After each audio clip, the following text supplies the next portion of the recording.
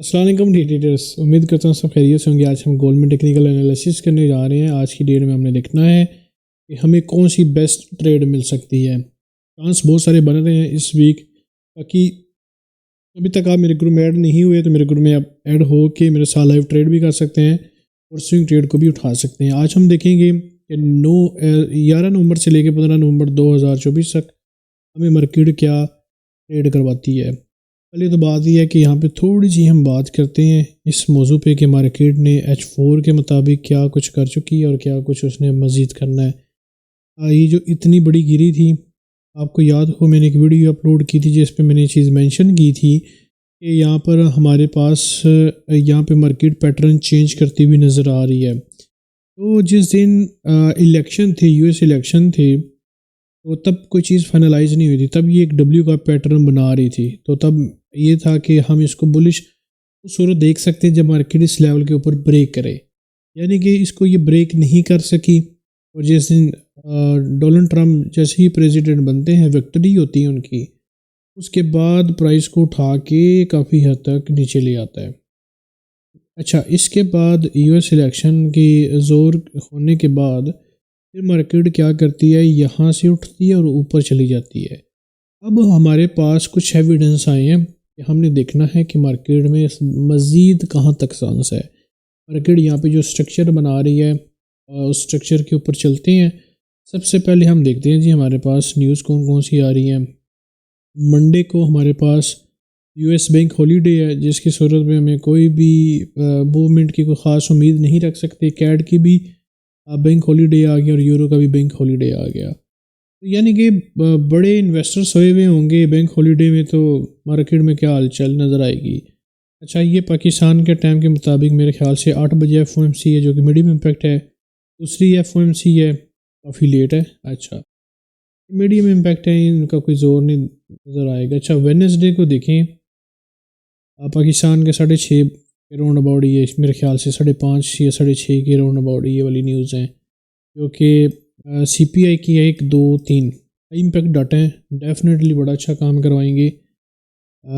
ठीक है, थर्सडे को यानी कि मार्केट का कोई ऐसा लेवल फंसा हुआ होगा जो मार्केट को नहीं निकाल सकता, ये वेडनेसडे काम करेगा। थर्सडे को भी हमारे पास कोर PPI अनएम्प्लॉयमेंट क्लेम्स अच्छे डाटा हैं। यहाँ पे भी फेड पोल की भी स्पीच है। ठीक है, फ्राइडे को क्या मिलता है हमें? फ्राइडे को भी अच्छी न्यूज़ है। आज हम अपने चार्ट पे यहाँ पे एविडेंस के साथ साथ चीज़ें हम देखते हैं। आपको याद होगा कि मेरी यहाँ पे एक सेल की ट्रेड थी, जब मैंने एक वीडियो बनाई थी, उसका स्टॉप लॉस ब्रेक इवन पर हिट हुआ, नीचे आ गया। बड़ा दुख होता है इन चीज़ों को लेके, लेकिन ये हमारे हाथ में नहीं होती, हमारे इख्तियार में नहीं होती कुछ चीज़ें, क्योंकि मार्केट में जब चलना है तो हमारी डिसीजन चलेंगे, हमारी मर्ज़ी नहीं चल सकती। तो यहाँ पे ज़ाहिर बात है मेरे स्टॉप लॉस हिट हुए थे, क्योंकि मार्केट जो है कन्फर्मेशन जो दे रही थी, यहाँ पे भी काफ़ी ज़्यादा स्ट्रॉन्ग बुलिश का साइन बनता है, जो कि एक बेस्ट रिट्रेसमेंट है ये वाली। तो इस सूरत देखा जाए, जिस हिसाब से नीचे आया उस हिसाब से मार्केट को उठा के लेके चला गया। दो चीज़ें हमेशा याद रखना, जब मार्केट जैसे वार की वजह से, यानी कि वार आई, मार्केट वार से यहाँ तक आई ना, वार के जैसे ही असर ख़त्म होता है टेक्निकल की, मतलब उसमें टेक्निकल कोई इस तरह का जोर नहीं होगा, तब मार्केट दोबारा इस लेवल तक आ जाती। अब जैसे US इलेक्शन था, मार्केट जिस हिसाब से, क्योंकि डॉलर को बहुत ज़्यादा स्ट्रॉन्ग किया, इस हद तक लेके आया, दोबारा उसको 70% तक मार्केट को ऊपर उठा के लेके गया। ये मार्केट के इस तरह के हालात हैं। अभी एक बड़ा स्ट्रॉन्ग सपोर्ट लेवल है ये वाला, और मार्केट काफ़ी देर से इसको फाइट कर रही थी कि मैं इसको लेके चल सकूँ। अगर आपको मैं M30 दिखाऊं, M30 में आपको यहाँ पे पता चल जाएगा कि इसने यहाँ पे कितनी सारी खिचड़ी पकाई है, और खिचड़ी पकाते हुए एक ही चीज़ नज़र आ रही है, ये एक सपोर्ट लेवल है जो कि बार बार इस चीज़ को कह रहा है कि do not break, just ready to fly up. तो ये फ्लाई अप के बहुत सारे चांस बना रहा है, बहुत सारे। लेकिन अगर मैं बात करूँ ना कि ट्रेंड की, अभी ये चांस बना रहा है लेकिन ऐसा कर नहीं रहा। इसका मेन नेक्स्ट क्या हल होगा? इसका जो मार्केट में जो स्ट्रक्चर जो बन रहा है, H4 को देखें, तो यहाँ पर भी मार्केट ने एक बड़ा बुलिश स्ट्रॉन्ग कंफर्मेशन दी थी। अब इसके लिए एक रेंज बन गया जो कि एक फ़ैसला करेगा, या तो रेंज ब्रेक करके ऊपर निकलने की कोशिश। अच्छा, अब रेंज का फैसला आ गया है, रेंज के दौरान डू नॉट ट्रेड, ठीक है। अब नीचे ये आ गया, लेकिन एक टेक्निकल एक स्ट्रक्चर और पैटर्न है। आपने GBP USD में भी देखा होगा, USD CAD में देखा होगा। इसमें एक बड़ी ज़बरदस्त किस्म की चीज़ है, जब मार्केट इस तरह गिरती है ना, इस तरह आती है ऊपर, ये एक रिटेस्ट करने आती है, ये वो एक पैटर्न बना रहा है, वो एक पैटर्न बना रहा है। लेकिन इस पैटर्न की यहाँ पे कंफर्मेशन थोड़ी सी ख़राब हुई है। हम देखते हैं कि मार्केट में क्या है। लेकिन एक बात है कि अगर ये दोबारा से मंडे को अगर ये ब्रेकआउट करता है डाउन की तरफ, मार्केट डेफिनेटली, क्योंकि मार्केट का अब रुख थोड़ा सा वीक करने की कोशिश कर रहा है। मैं कुछ वीडियोस इस तरह की देखी थी जिस पे बार बार तनकीद की जा रही है। पहले उनकी तनकीद कोई नहीं थी कि इतना जल्दी ये बुलिश ट्रेंड ख़त्म नहीं होगा। मैं अभी भी शक में हूँ कि ये ट्रेंड ख़त्म नहीं होगा, लेकिन हमने ट्रेड तो करनी है।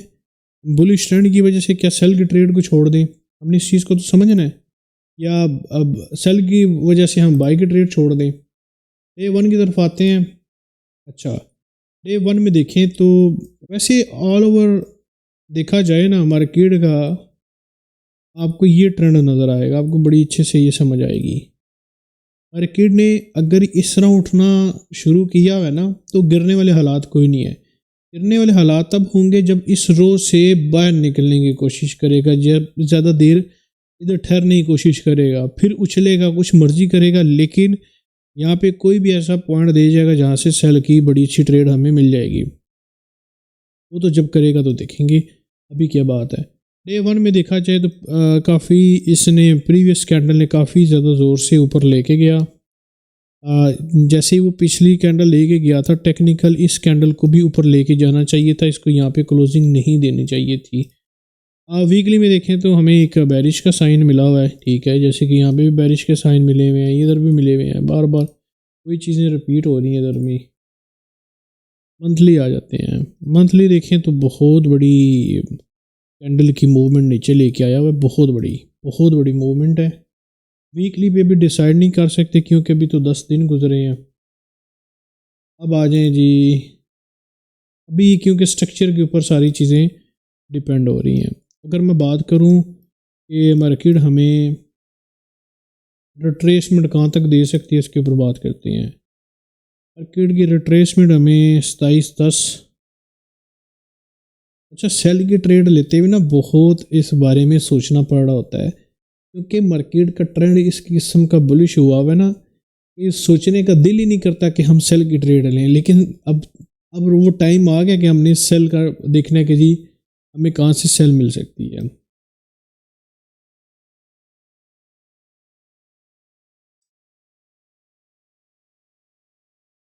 अच्छा, यहाँ पर कुछ चीज़ें ऐसी होती हैं जो कि हमें वक्त पे छोड़नी चाहिए। अब मुझे ये नज़र आ रहा है कि मार्केट हमें एक तरफ दोबारा से कोई रिटेस्ट नीचे की तरफ दे सकती है, 2620 2600 तक 2600 कंप्लीट दे सकती है। लेकिन हम इस चीज़ का अगर फैसला ट्यूसडे को या वेडनेसडे ट्यूसडे की कैंडल क्लोज होने पर करें तो मेरे ख्याल से फिर बहुत बेस्ट फैसला रहेगा। मंडे को US बैंक हॉलीडे है, और हमें एक चीज़ देखनी ज़्यादा ज़रूरी जो मैं समझ रहा हूँ वो इस एरिया का रिट्रेसमेंट या यहाँ तक, क्योंकि यहाँ पे W का पैटर्न भी बना सकता है।